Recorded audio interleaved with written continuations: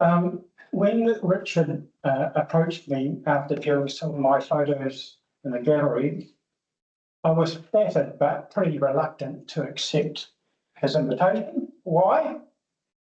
Because I suspect that there would be very few, if anyone at all, in your group that does not have a greater technical knowledge about photography than I do.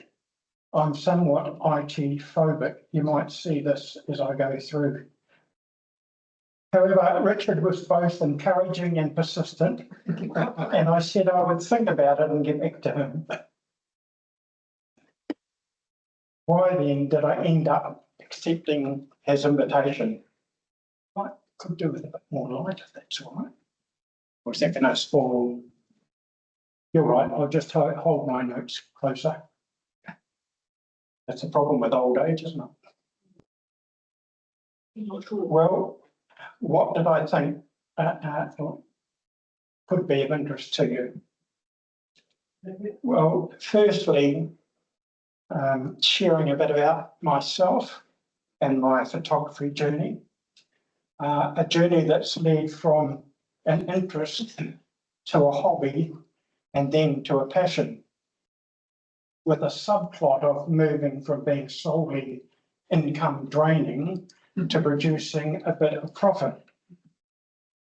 I heard this story the other day about a photographer excitedly sharing with his group that he'd finally made some money from his photography. When questioned about how he had managed to do that, he said, "I've just sold all my gear." I digress. So this evening I'm going to talk a little bit about myself and my photography journey, but the main part will be snapshots and their stories. And I initially thought I'd share 10 of my most popular photos, but I'm up to about a few more than that at the moment, but we can stop when you've had enough. And I've also brought along some of the formats I use to display the photos in situations like galleries. And the third part is simply an opportunity for you to ask any questions. I'd value any questions or feedback or suggestions. By way of introduction, just a bit about my personal background. I was born and grew up in Wellington, the middle of the last century. I lived on Miramar Heights with wonderful vistas of the harbour, and I think that gave me an early appreciation of landscapes. I went to Rongotai College and joined a very small photography club there with, I think, a Brownie 127. But then later, Dad gave me an old Zest Icon fold-out camera that he brought back from World War II. My initial interest in photography, however, quickly faded, and I'd save up for weeks to get a film developed. Wait 2 or 3 weeks for the wonderful photos I had taken to come back, only to find that they were largely rubbish. After high school, I trained as a teacher, and in my first year teaching at Greenmeadows in Napier, where I met my wife Trish. We have 2 daughters and son-in-laws and 4 grandchildren. Some of the things you may find of interest about me or not is that I'm an avid finder and spreader of dad jokes, much to the frustration of many and the enjoyment of a few discerning friends. I played cricket and continue to be interested in sports like rugby and cricket. I'm a gifted nana napper and at times snorer, particularly after early morning photo shoots. On occasions when my snoring gets bad, I remind my wife about our wedding vows for richer or snorer. Rich and I are active members of the Salvation Army. I still play in the band and, among other things, take a monthly rest home service where I often use some of my photos. So back in the last century, Following our time in Napier, we moved around the North Island a bit before I took up the head teacher's role at Salisbury Girls' School in Richmond, Nelson. We then moved to Christchurch in 1985 on my appointment as principal at Mackenzie Residential School. During my time there, we decided to purchase a reasonable quality camera to take photos of school events. I gave myself permission to borrow it one Christmas holidays to try it out, and I took some reasonable family photos, and my earlier interests in photography began to return. But a busy life soon crowded out my renewed interest in photography. In 1990, I joined the Education Review Office, ERO. My role, as was the role of the office and still is reviewing and reporting about the work of schools and early childhood services and their effectiveness. I worked there for 25 years. I think my grey hairs, half of them came from working with challenging young people, and the other working with challenging adults at times. I retired from full-time work in 2015. I've mentioned that I am somewhat IT phobic. It was reinforced by our office manager when new staff joined the office. He'd always say, if you have any trouble with your computer, ask anyone for help except Dave. Because of this, I'm very grateful that Trish, my wife, has put together this PowerPoint presentation.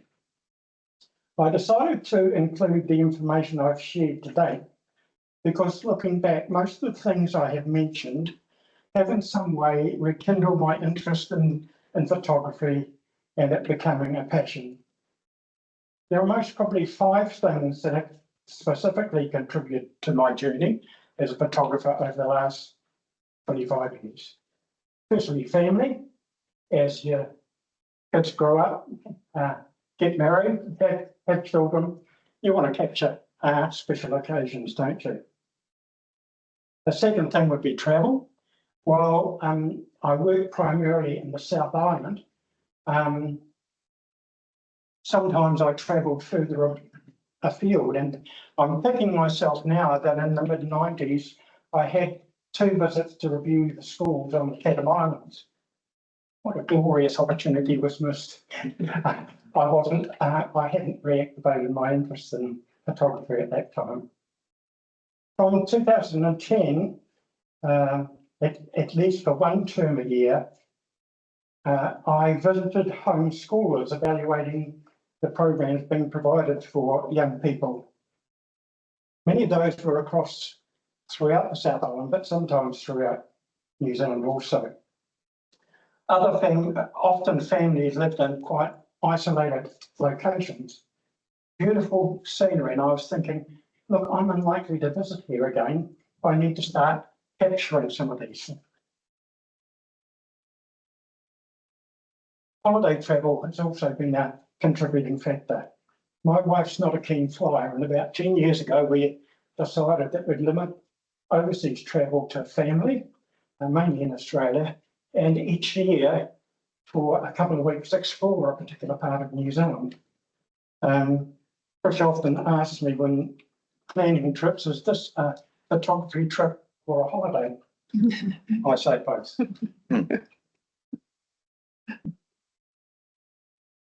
A third factor is my faith. My faith motivates me to try and capture some of the beauty of God's creation. But perhaps the most significant contributing factor to rekindling my interest in photography has been advances in the quality and capacity of cameras. A Czech photographer in the late 19th century, Miroslav Tait, excuse the pronunciation, made this homemade camera from cardboard tubes, tin cans, bits of strings and lenses from plexiglass polished with toothpaste and cigarette ash. He used it for a number of years. An interesting quote from him says this: If you want to be famous, you must do something more badly than anyone else in the world. Someone has said his photography was defined by intentional plans to capture blurriness, light leaks, and scratches. Actually, I can easily manage that without really trying. Being, as mentioned previously, somewhat of a technophobic, advances in the inbuilt and the quality of the inbuilt automatic settings in cameras have literally been a godsend for me. I take all my photos using automatic inbuilt system. I thought I'd bring along my current gear. I've got a mantra when it comes to photography gear: fit for purpose and also for my pocket. Currently, I'm using a Canon R, which I bought 2 or 3 years ago. 95% of my photos I take with this lens. It's 24 to 240. I also have a landscape lens.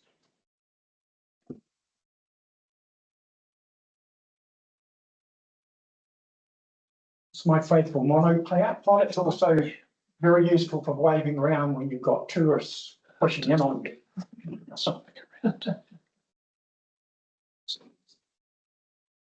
But only about 10% of the photos I share with you tonight have been taken on that camera. Most have been taken on very basic entry level models. Inbuilt camera settings, however, only get you so far when you're a bit IT phobic.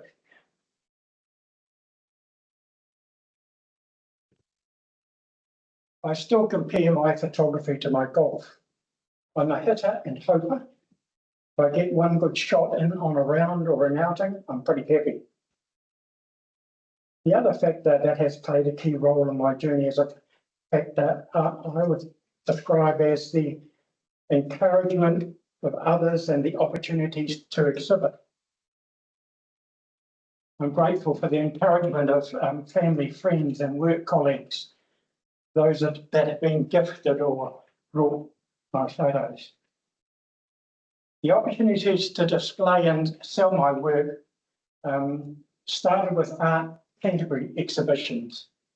I really value the encouragement, discussions with artists and support from those who use different genres, as well as the 5 or 6 other photographers in this group of over 250 members. I was in fairly early at Tait Gallery in Hanmer. We were up there on holiday the week that William opened. So that's another opportunity that I think is going to come to an end, talking to William. Business has been tough and he's considering closing. Richard's already mentioned the gallery in the Arts Centre. It's Maxine Burney's studio and gallery in the Old Boys High building at the Arts Centre. For the last 4.5 years, I've been able to exhibit, sell, and work alongside Maxine, who works mainly in acrylics and sandy brown oil paintings. I man the gallery for at least a day a week, and we support, critique and feed off one another. We sell to a mixture of locals and overseas visitors from a variety of countries. At this time of the year, about 70% of our sales are to tourists. To date, I've sold photos to people from over 25 countries. I haven't had any return yet. I think it's mainly because it's so expensive that most things have been. So that's been a critical factor in turning a financially draining hobby into a passion and a supplementary source of income. I also need to add that advances in the quality of photo processing has also been a critical factor. Phil at Hanmer and Digital, and down the bottom of Colombo Street, I owe him a lot because he makes my photography look better than it really is at times.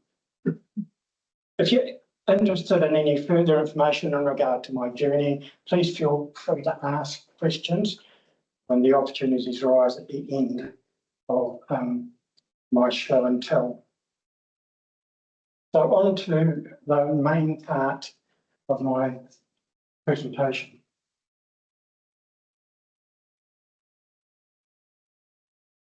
So I've downloaded a range of photos, and I'll just talk a little bit about them, and hopefully that will be of interest. The story behind them is quite interesting sometimes. Trish and I had spent a weekend in Hanmer, and it was quite cold. I put on an electric blanket. I don't normally use an electric blanket while we were up there. And when I got into bed on Sunday night, I thought, could I turn off that blanket? And so I rang the owners, our friends, said, is there anyone there that can go and check? And they said, well, no, not really. So I made a hurried trip back up to Hanmer after work on the Monday. Now, I saw this pastoral scene out here, as like you, I always have a camera in the car, I'm sure.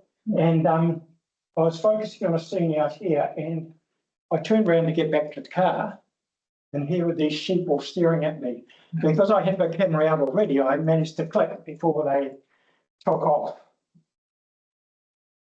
It's a bestseller for me in a variety of formats. And it's ended up that I hurried to trip it back to Hanmer. By the way, I had turned off the electric blanket, rigged a photo that has now funded a number of subsequent stays in Hanmer. It's also a bit of a selling point to say, well, with my surname, I say to people, well, I think they're looking at me because my surname's Shepherd. And I shared that with a German couple who brought the image, and they laughed and said, well, we're German Shepherds. This is Island Gardens. Some of you will know that for 2 weeks of the year, that's a great place to visit. This photo is the result of about 4 years of visits trying to capture all the flowers out at the same time. And I only just managed to see they just started to go. Like most of you, I assume, while you're happy with a photo you've taken in a particular scene, you want to go back and see if you can get an even better one. Well, 2 or 3 years ago, I went back, and those in power had placed a big direction marker right in the middle of that path. I must confess, I tried to remove it, but to no avail. But sometimes things change, don't they? And you make the most of the opportunities you have when you have them.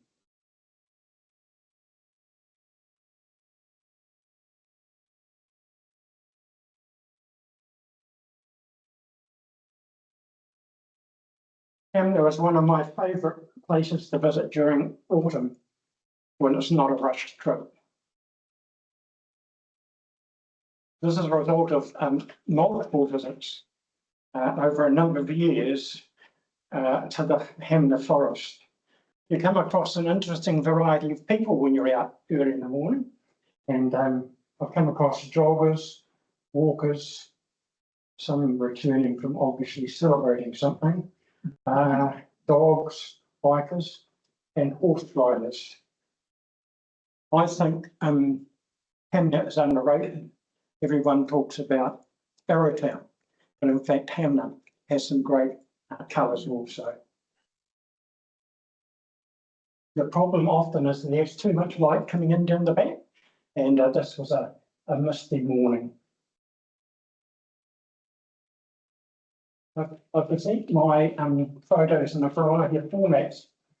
A lot I put into maps because people are travelling and they're easy to do. I'm a regular visitor to second-hand shops, That's a map that I got out of a badly damaged frame. So Maxine and I obviously often have competitions when we go away to see who can get the best range of frames and mats from second-hand stores. Often say she needs to take a trailer with her.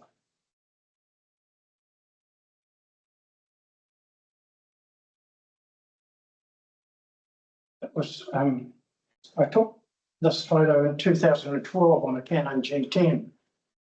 I was driving Queen Charlotte Sound from Picton to Havelock, and I think just before you get to Makuta Bay, if anyone knows that area, there's a bit of a hill, and I stopped, I think, in a rest area, and I saw this overhanging frond, and beneath it was a green patch on the flat, and it's still one of my most popular photos, and I got lucky that day.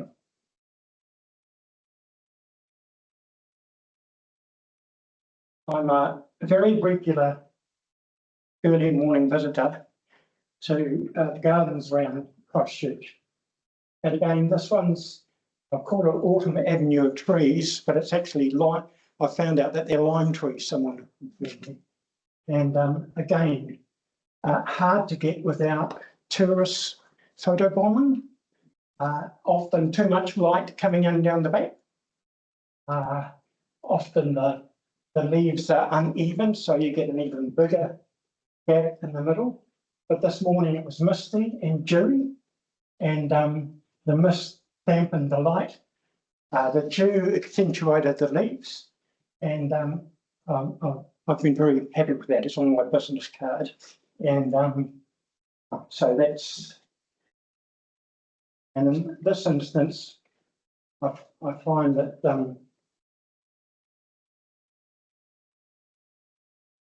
hence a good way of presenting it. And sometimes the canvas won't sell, but people in the gallery will actually say, have you got that in another format? So that's when the mats and other things come in. That's Phil from Hanmer and Digital that does my canvases, because I've found with canvases, you get what you pay for. And yeah.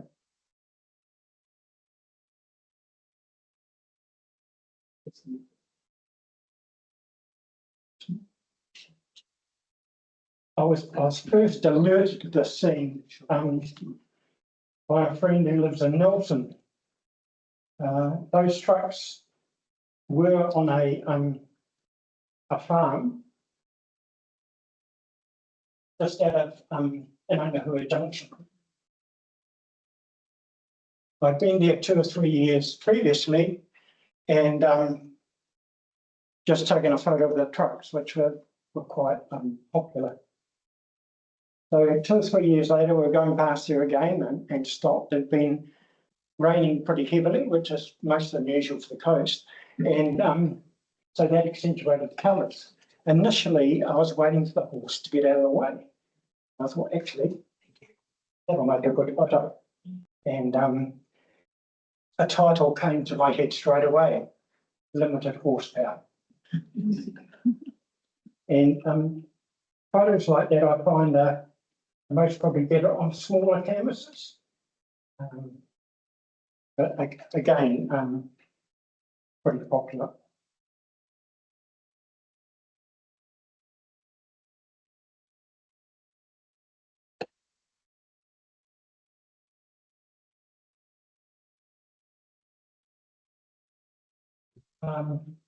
All this even autumn geese, and if you're familiar with the children's playground in the Canterbury Gardens, it's just across from there. And again, it's one of those scenes that showed potential for a number of years, but never quite made it. This year it did. In fact, at one stage, I thought I'd finally got all my ducks in a row, and actually they turned out to be geese. But again, a good canvas brings out a texture well, I think.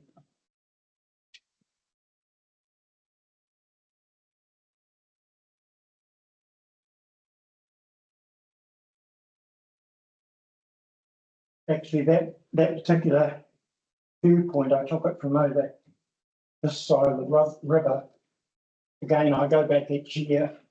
This year, you can't get near it because the growth on this side has grown up so high that it's blocked the view. So again, it's a lesson in doing your best to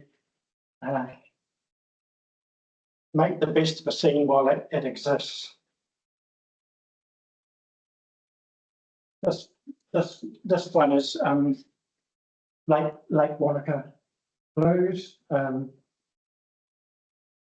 I've been to 3 visits and never got anything that was any good. I thought this was as good as I got.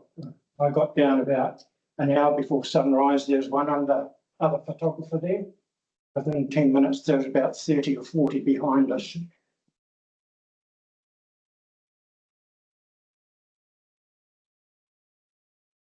The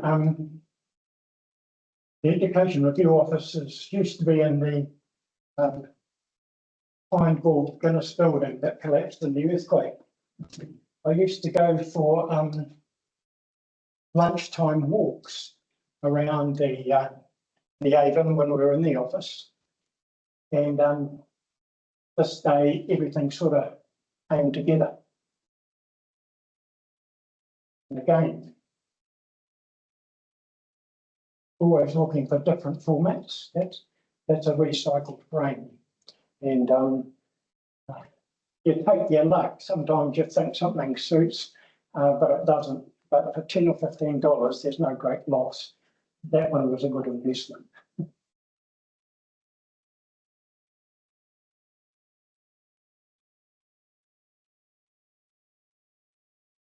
I took this photo in 2015. It's the Godly Head embattlement door. It's one out of 2 photos taken from inside the embattlements on contrasting morning. Sometimes photos that I think will be popular aren't. And that was the case initially with this one until I put it on canvas. And it's fast becoming a bestseller either in this format or in other formats.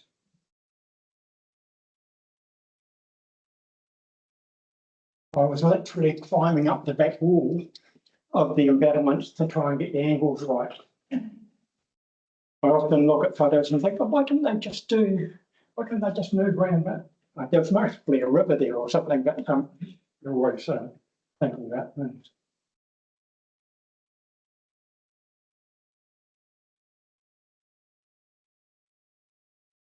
The next photo was a New Brighton Pier sunrise. Now I live in Beckenham, and I planned to go out to New Brighton the night before, so I was ready and hopped in the car about 5:30. And from Beckenham, you could see this glow in the sky. So as photographers sometimes do, I broke the speed limit and motored over. When I got to the pier, there was one other photographer and these 2 walking on the beach. Within about 10 minutes, there was 70 or 80 because the glow was so strong.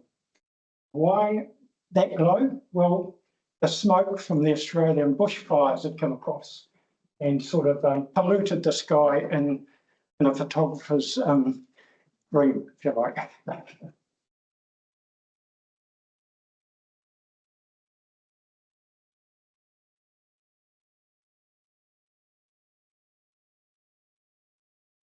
This is another photo of New Brighton. I've never seen it that colour before or since. That seagull stayed there the whole time I snapped off 30 or 40 photos. I reckon they thought it was pretty special too. Again, I use frames This is sorry about that. I got this frame from Briscoe's, I think, and it's got these clips that are removable. So if something doesn't sell in the frame, you can reuse them again. So I have a stock of about 20, which I tend to rotate round depending on what the exhibition is. But white and black suits a variety, and they're relatively inexpensive when they're on special.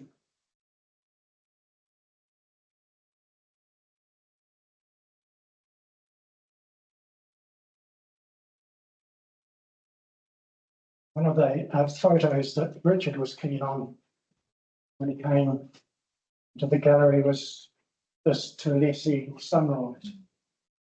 What you know?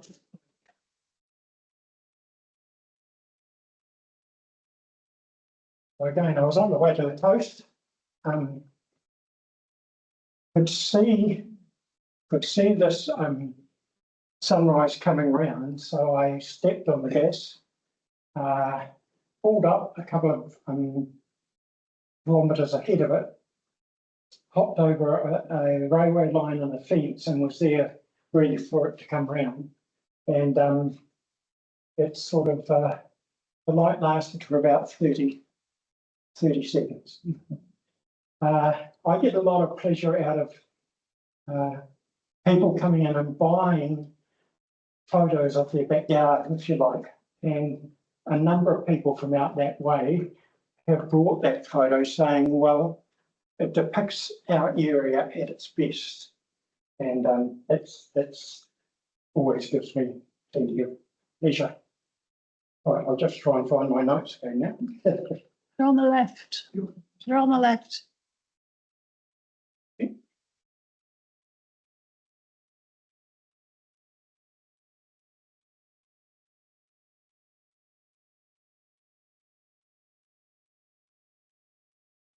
I've got what I call my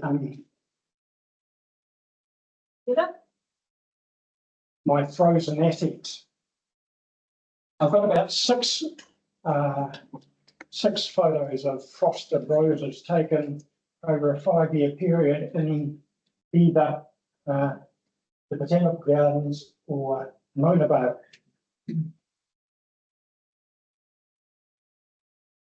This one here was taken in -5 degrees frost. And at one stage I thought my camera had jammed. But in fact, when I looked, I was pushing, I had gloves on. I was pushing on the camera base instead of the shutter button. So I got some new gloves after that. And looking through your website, there was a great photo of the Red Iron Bridge out of Twizel, when it looked as though it was snowing. So I don't think I was cold as the photographer who took that one.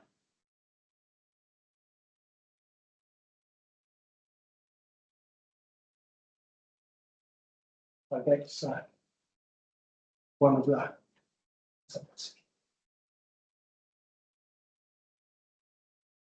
I talked about work travel being an influence, and a colleague and I were going to Mount Cook School to review the small school there. She did road patrol, so I didn't get run over, and pleased that we captured that shot. That's a contrasting view of the Tulesi Ranges, again on the way to the coast. You can see this storm gathering, popped out, took some photos, and it started pouring. But as so often happens, the weather on the coast was.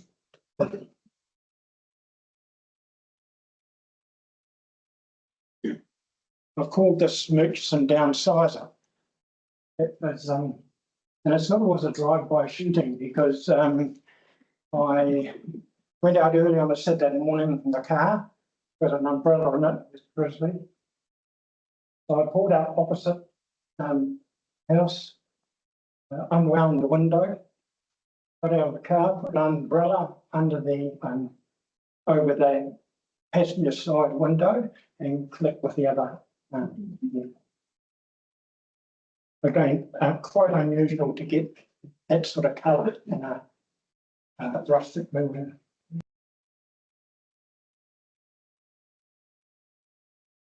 That's Hagley Park about 3 or 4 years after the earthquakes.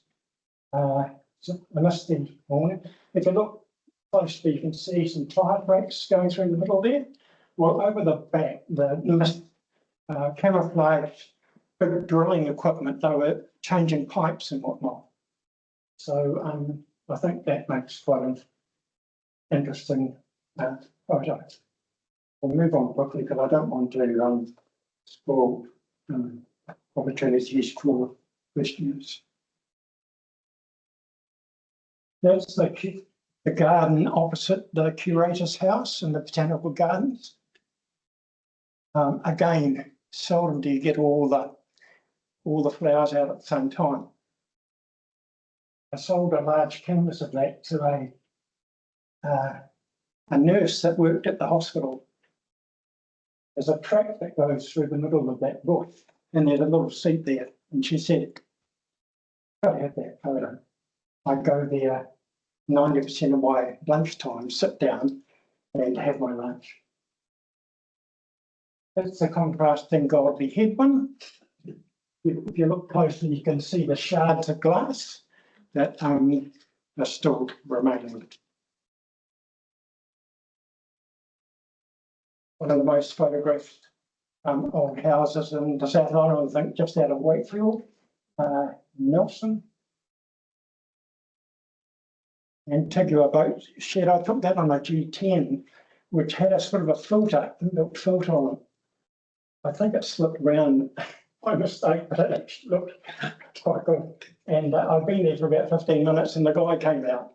So that just added to the picture.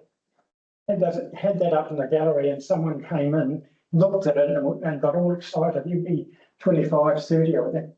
He said, "I know that guy there." So he was going to tell him, come and have a look at it. That's the photo.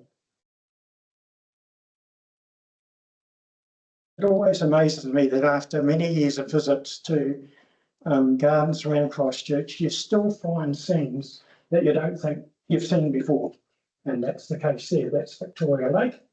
I had a bit of competition because there's an early Saturday morning run around the edge of the lake, and that sort of, I had to dodge runners.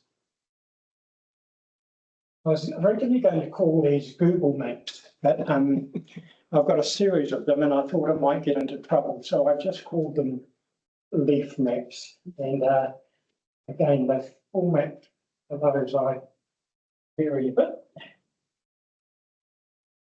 Basically do a mat with smaller openings for those. And also Timu had some interesting smaller frames.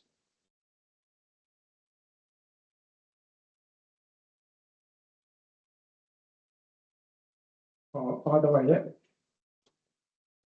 I came across that on an early morning walk in Fairley, and a grove of trees, the leaves were on the ground. The sun was just rising. I had a camera in my pocket, held up the leaves to the sunrise and then clicked. So all that artistic license. I try to avoid taking things of photos of things that move because it complicates things. But on this occasion, this was in our daughter's backyard in Wellington. That's bark. Can you see a shape of something in it? Oh, yeah. So I've called that often bark. But I must say, when I take pictures of trees close up, I get the most unusual looks. In fact, one guy said I was casing out the joint, so he wasn't convinced that I was okay, even though I showed him the photos of this taking.